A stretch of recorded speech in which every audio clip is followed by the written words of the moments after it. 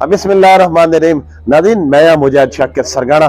नाज़रीन, कुछ दिन पहले जिहड़ा PSCR दी टीमां हुकूमत ने भेजियां ते जिहड़ियां टीमां वो मुख्तलिफ इलाके दे विच गईयां।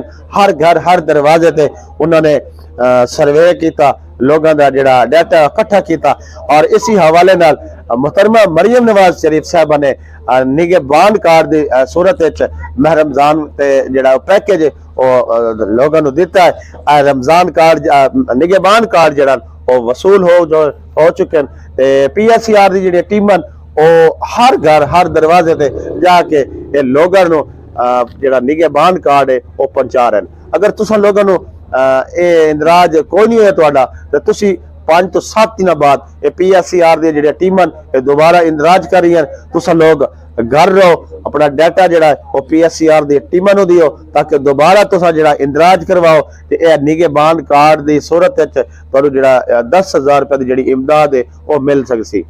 कि अगर तुसा लोगों ने इंदराज नहीं करवाया तो तुसी लोग 5 तो 7 दिन बाद जिहड़ा ये PSCR दा जिहड़ा सर्वे है ये दोबारा शुरू हो सी ते तुसा लोग घर रहो और PSCR दी जिहड़ी टीमां इन्हां नूं अपना इंदराज बढ़ाओ ताकि तुसा भी ये जिहड़ा निगहबान कार्ड है वज़ीर आला मोहतरमा मरियम नवाज दे हवाले नाल जिहड़ा रमजान पैकेज दे हवाले नाल जिहड़े कार्ड वसूल होण ये भी तुहानूं मिल जावे। शुक्रिया।